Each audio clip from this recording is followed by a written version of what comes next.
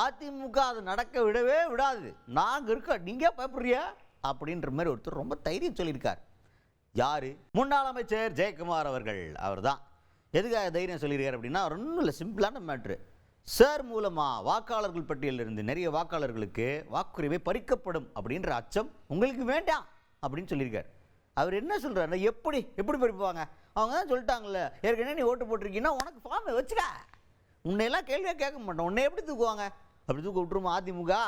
அதிமுக அது ஒருபோதும் நடக்க விடாது, நாங்கள் இருக்க உங்களை பாதுகாக்கிறது, நீ தைரியமாக இரு அப்படின்ற மாதிரி நம்பிக்கையெல்லாம் சொல்லியிருக்காரு ஜெயக்குமார் அவர்கள். பட் இவ்வளோ சிம்பிளான மேட்டராக இருந்தால் ஊருக்குள்ளே இவ்வளோ எதிர்ப்பியாக வருது. இப்போ கூட ராகுல் காந்தி அவர்கள் படம் போட்டெலாம் காட்டுறாரு. எப்பா பிரசிலியன் மாடலை வச்சு 22 இடத்துல இந்த பிள்ளைய வச்சு வாக்கு போட்டிருக்காங்கப்பா, 10 பூத்தில் 22 வாக்குகள் போட்டிருக்காது. பார்த்துக்கோங்க எப்படி பயங்கரமாக பண்ணியிருக்கு அப்படின்ற ஒரு அலிகேஷன் வேறு ராகுல் காந்தி அவர்களே முன் வச்சு பேசிகிட்டு இருக்காரு. ஆனால் ஜெயக்குமார் என்ன சொல்கிறத பார்க்கும்போது, ரொம்ப ஈஸியான மேட்ரு போல், நம்மளெல்லாம் ஒன்றுமே பண்ண மாட்டாங்க போல. அப்படி ஓகே இருக்கியா, வீட்டில் இருக்க, ஓகே டிக், வாக்கு போட்டுக்க, அட்ரஸில் இருக்கியா, ஓகே, நீ ஆம்பளை தானே, ஓகே, பொம்பளை தானே, ரைட், ஓகே, அப்படி டிக்கை போட்டு போயிட்டே இருப்பாங்கடா, நீ என்ன பயப்படுற அப்படின்னு ரொம்ப சிம்பிளாக சொல்கிறார் ஜெயக்குமார் அவர்கள். இந்த அளவுக்கு சிம்பிளாக இருந்தால் நல்லாயிருக்கும், பார்ப்போம் அப்படின்ற மாதிரி தான் இருக்குது அண்ணன் ஜெயக்குமார் அவர்கள் சொல்கிற கருத்து. அது எந்த வகையில் நீக்க முடியாது. உங்களுடைய வாக்காளர் பட்டியலில் இப்போ பேர் இருக்கா? பேர் இருந்தால் உங்களுக்கு ஃபார்ம், உங்களுக்கு அப்புறம் என்ன, பேர் இருந்தால் ஃபார்ம், உங்களுக்கு வீட்டில் இருக்கீங்களா, இருந்தால் ஃபார்மு. நீங்கள் சொல்கிறது தான் இல்லாத ஆளுக்கு தான் எவிடன்ஸ் எல்லாம் நீங்கள் வந்து கொடுக்க வேண்டிய ஒரு சூழ்நிலை இருக்கும். அதாவது அது வீணான கற்பனை, தேவையில்லாத கற்பனை, அதுபோல் தமிழ்நாட்டில் நடக்கிறதுக்கு வாய்ப்பு இல்லை, அதிமுகவும் விடாது.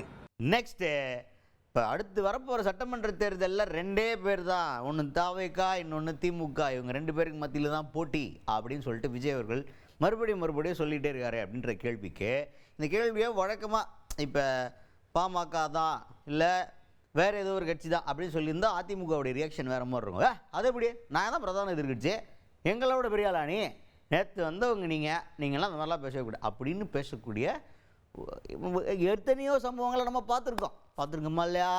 ஆனால் விஜய் அவர்கள் இப்படி பேசுகிறாருன்னு கேள்வி கேட்டோன்னே, தம்பி எந்த கட்சியாக இருந்தாலுமே ஒரு கட்சி ஆரம்பித்த உடனே அவங்கள முன்னிலைப்படுத்திக்கிற மாதிரி அவங்க கருத்து பேசுகிறது ஒரு இயல்பு தானே. இப்போ நாங்கள் என்ன சொல்கிறோம், நாங்கள் தான் கூட்டணி கட்சியோட தலைமைன்னு சொல்கிறோம், அதே மாதிரி அவங்க தான் போட்டியில் ஒரே ஒரு ஆளுன்னு சொல்கிறோம். இது அவ்வளோதானேப்பா, அவங்கவுங்க கட்சிக்கு அவங்கவுங்க பேசுகிற கருத்து, இதை எப்படி நம்ம தப்புன்னு சொல்ல முடியும் அப்படின்னு ரொம்ப பாலிச்சாக பேசியிருக்கார் ஜெயக்குமார் அவர்கள்.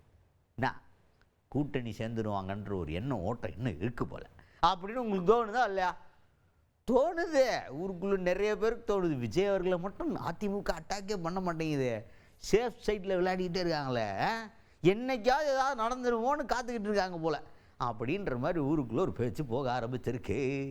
தம்பி, ஒரு கட்சி ஆரம்பிக்கிறாங்கன்னா அந்த கட்சிக்கு எப்போதுமே அந்த தலைவர்கள் வந்து ஒரு தனித்தன்மையோடு இருக்கிறன்னு தான் யாராக இருந்தாலும் விரும்பாங்க. நீங்கள் ஆரம்பித்தா கூட அப்படி தான், சரிதானே? நீங்கள் எல்லாம் ஆரம்பித்தா கூட சேர்ந்து ஆரம்பித்தா கூட அப்படி தான். ஆனால் உங்கள் கட்சியினுடைய ஒரு தனித்தன்மை இருக்கணுன்ற அடிப்படையில் ஒரு அறிவிப்பு வந்து கொடுக்குறாங்க, எங்கள் தலைமையில் தான் கூட்டணி, ஓகே வச்சுங்க. நாங்கள் சொல்கிறோம் எங்கள் தலைமையில் தான் கூட்டணின்னு, சரிதானே? அவங்க கருத்து அவங்க, எங்கள் கருத்து எங்க, ஓகே.